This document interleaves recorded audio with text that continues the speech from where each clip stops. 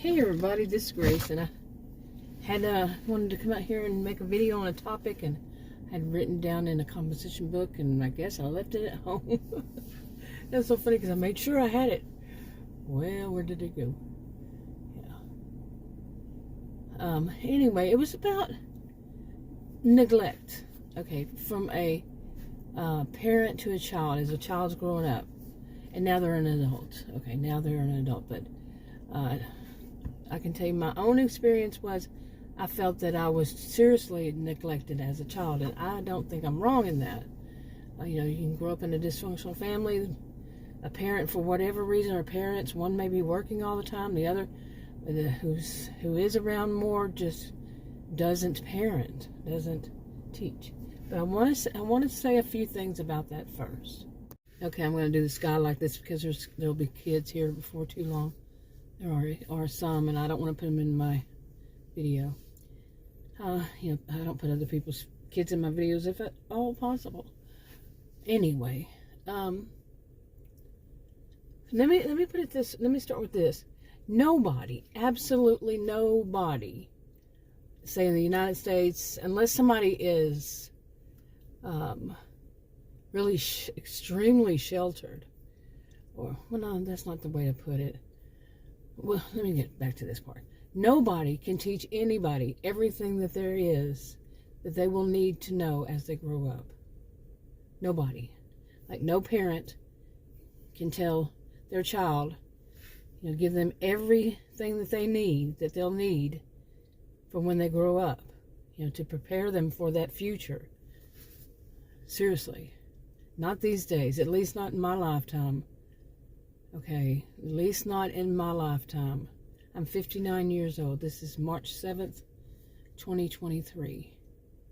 And there would have been no way my parents could have, said in the future I would need to have a computer and be very, really know how to use it, a lot, or that I would have a cell phone. This little thing that's a computer in itself that fits right in my purse or my pocket. No way they would have been able to prepare me for that. When I was young, they would not have been able to prepare me to have a car or SUV. There wouldn't even be an SUV, but a car that tells me how to get to the directions, how to get somewhere. There's no way they would have been able to prepare me for that kind of luxury. We had maps. I kind of wonder how many people can read maps these days. Seriously, can you? Once you get it unfolded, you never get it folded. But that kind of thing, on paper, and it shows you directions, and you have to be able to read it. Yeah. But right, it doesn't twist and turn, and it doesn't talk to you. Okay, but they would not have been able to prepare me for a lot of things. That's in my life. It could be in my life on a regular basis or not at all. Hardly ever use it, any of that. And I'm not just talking about items. They would not have been able to prepare me for how some people behave. What's becoming more and more and more common of way people behave, because it wasn't like that in their lifetime. They would have had to be visionaries, is that the right term, perhaps, to know all this stuff. And then they would have should have gotten a patent and started themselves, this kind of thing. You know what I'm saying?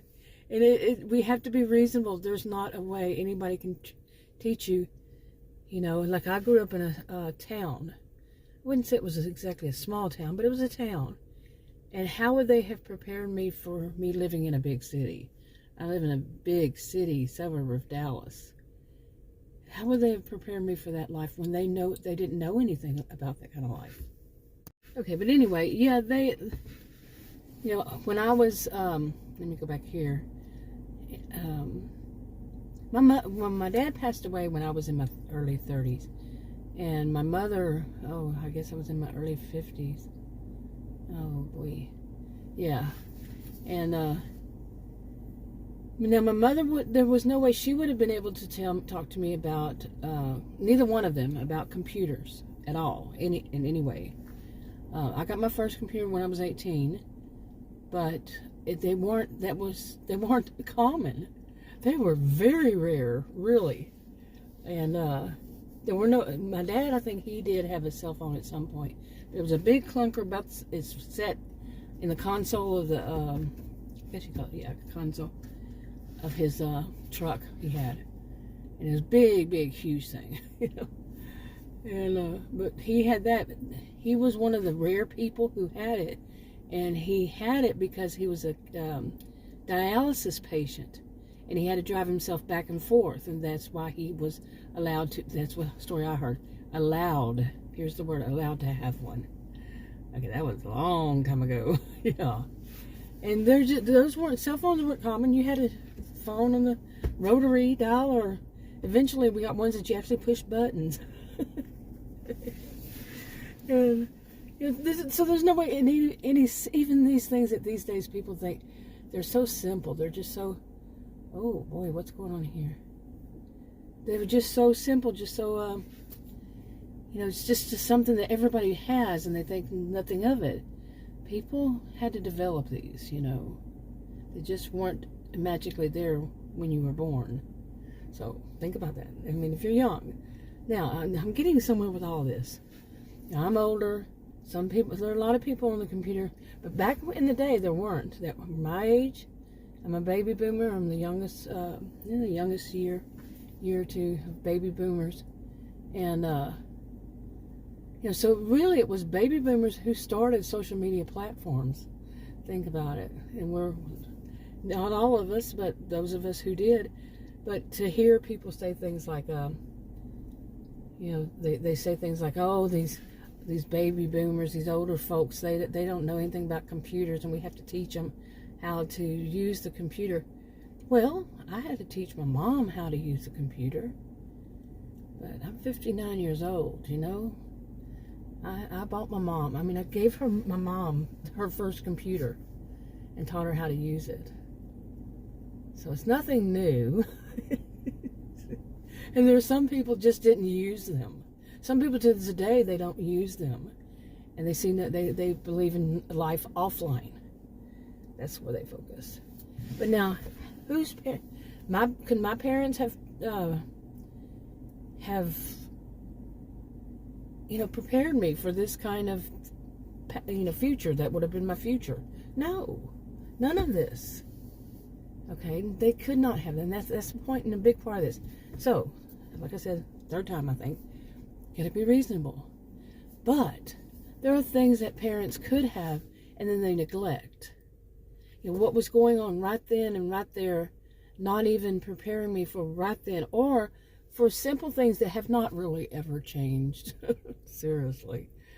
I mean, I remember when I was a child hearing my mother wasn't one who would talk much. She suffered from anxiety, and they didn't talk much about anxiety and those kinds of things back then. But I truly believe she suffered from agoraphobia. She didn't want to leave her room. That's one of the reasons she wound up neglecting me and my siblings, because she didn't want to come out of the master bedroom for anything. It was so traumatic for her to do so, and she did have reasons to have such a response. So did I when I was 28, and again when I was 33. I suffered from agoraphobia back then. When I was 28, I don't remember how long it lasted, and again when I was 33. I don't know how long it was until I lasted. Then they put me on medication for diabetes, and my world changed big time. Anyway, a wonderful wonderful diabetes medication. Yeah, worked wonders, and that's a luxury.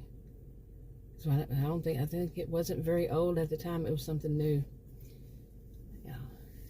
Anyway, but she didn't talk much. But I remember hearing, you know, my aunts, some call aunts, some call aunts.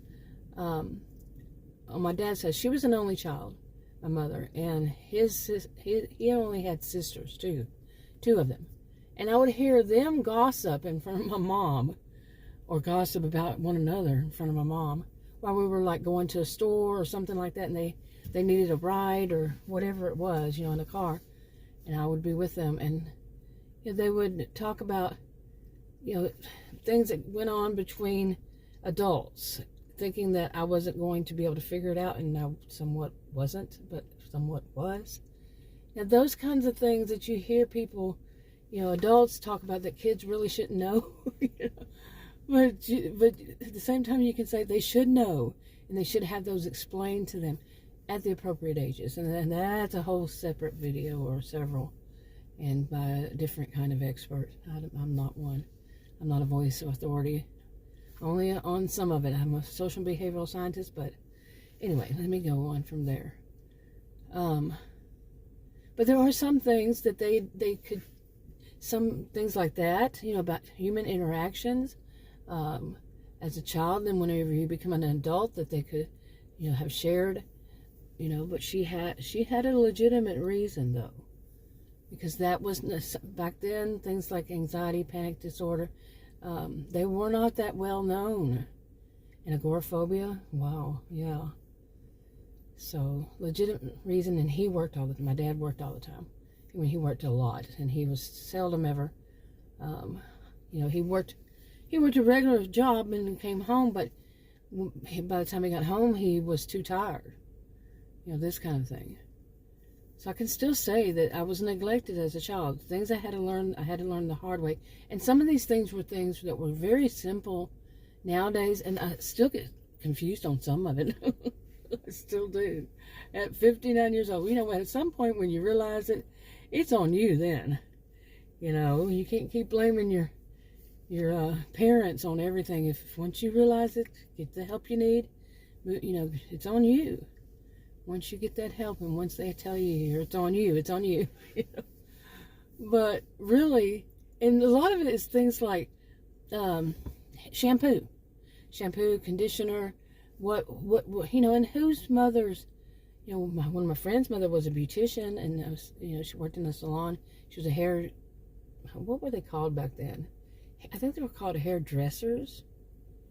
She cut and styled people's hair, and she did perms, and I don't know what they're called even now. I really don't know. The term for it, seriously, has changed so much since I was born. I can't keep up. Okay. What was the last one I knew?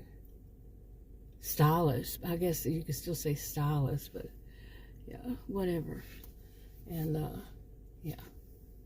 Okay, I'm somewhat rambling in this one, well, more than somewhat.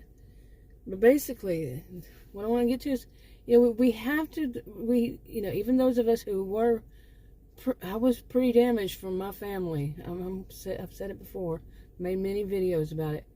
But at the same time, it's important to be reasonable, because nobody's perfect. No two people no parent or parents or grandparents even, know everything. Like I know that when I was younger, a big thing was that as though parents to kids in school, they were the ones who had the answer. Like the kid come to the parent and say, how do you do this, and what does this mean, and all that. Well, guess what? They don't all know. Especially my generation, from the books. I remember when they started talking about new math. I was like, what the heck is new math? Math is math. What's new math? I was a math whiz when I was young.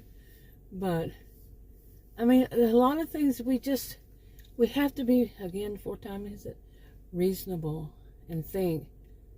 Don't put too much on them. They were a victim of their environment and their times just as much as we are.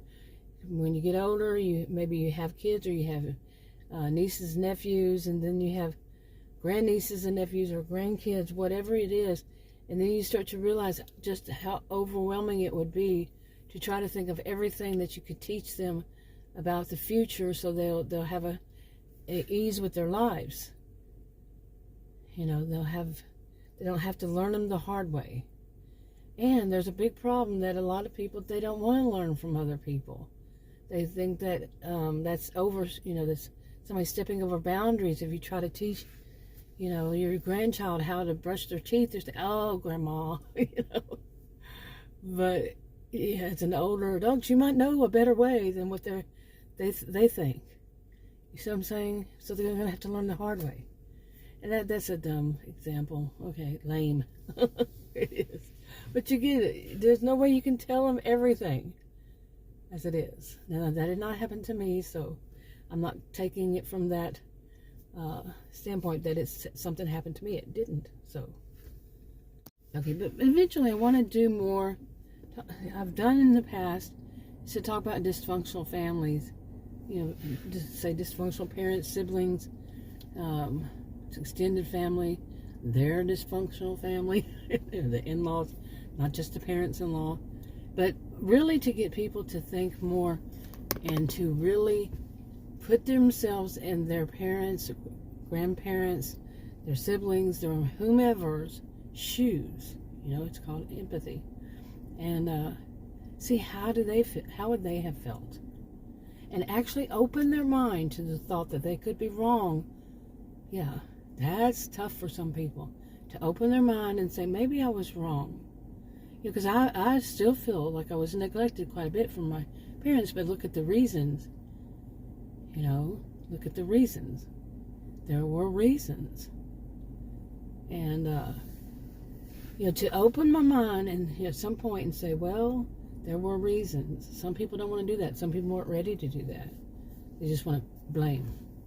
Okay, that isn't to say that, some people, anybody could say, well, there were some really bad parts too, and those I can't explain away, and I shouldn't, because those were rough. That was too much, or that was too bad, or that was too little, or that was whatever. And that would be true. Okay? And because of their this or that, I have stories I could tell. Like their pride, they wouldn't accept help from those grandparents, and they should have, because they had kids to think about, not just their pride, or his or hers, whomever, and they should think beyond themselves. That's something to really think about. But boy, okay. Really, I'm all jumbled up here, and like I said, I had notes. It would have definitely helped me, because there's so much more. But I do want to talk more about this. Get back into talking about dysfunctional families, and some of it, as I age and as I go through and I process through these things myself, and to really, I can feel, that some of it I have, it makes it easier to forgive them. And I am one to believe that at some point it is very important to forgive. And when you really put yourself in their shoes, or who are in their kind of shoes, you say, there's no way, like this one, there's no way I can help teach everybody. My neighbor's kid who come over and ask me a question, how do I know the right thing to answer? How do I talk to the parent? I've been one who had to give a stranger danger, I don't know if they still call it that these days, lecture to a teenager. A parent asked me, it was my sister. Yeah, one of my sisters, she asked me if I would do it, and I did. I was just talking about this today to Adam, and yeah, somebody tried to abduct her in a van. He was talking about it for some reason. I don't remember what it was. We were driving down the road. What was the topic? But yeah, I said I had to, give it to her, because she really needed to know it, and my sister couldn't do it. So she didn't have her mind together. No reason like chemical or anything, but it just wasn't. She wanted me to do it. I was studying in that field and all, and so I gave it to her the best I could. It could have actually been too late. I didn't live there at the time. So, kind of rambling. Yep, sure am. But there's the whole thing. How do I know? How would I have known if it weren't for the fact that I was taking classes and learning You know, these kinds of things, okay? You know, learning about these. And, but how, and in that sense, I could put myself in her mother's shoes, my sister's shoes, and say, how would I have felt? Because I was feeling it. You know, I didn't have to put myself in her shoes, but, you know, until just a few moments before I said, yeah, I'll do it. But it's, you know, some people, they don't know how to. They don't know where to begin. So don't, you know, I don't give anybody any advice. So if I've said anything in this that sounds like advice, it's not. Nope. You know, but I'm just thinking to myself, you know, some things, they have to be, because we weren't taught them by our parents. You know, like I said, I don't give anybody any advice, but yeah, it takes, you know, to really think and open the mind and think, okay, there could have been other things going on, other circumstances, a lot of stress going this or that, or they just didn't know what to do. They didn't want to make it worse. They didn't want to screw it up, you know. So they just didn't, and they just couldn't think about that, or whatever was the case. You know, maybe it would have been something too harsh on them. And remind them, what is this? There's a gnat in here, driving me crazy. But, you know, it would have been too harsh on them for some, you know, trigger them for some reason. Or him or her. See what I'm saying? So, anyway, there's something funny going on with a poodle that says, I'm not going anywhere. The woman's trying to get him to budge. He's on a leash. One of my dogs used to that, you know, one of my late dogs. He used to that. He didn't want to go there. He spread his arms out. He was a black lab. He put his paws out, firm stop, and he was not going anywhere. It was funny. Yeah, actually, that's not a poodle. It's a Shih Tzu. I have one. I probably mispronounced it. I had one when I was young. Yeah. They're so cute. They're really cute dogs. But anyway, like I said, if I had my notes, it would have been more clear. But I do tend to go on, and I do tend to ramble and stream of consciousness, that kind of thing. And I get distracted because there's a lot of distractions. Anyway, I'm going to wrap it up. Talk to you on another video. Bye.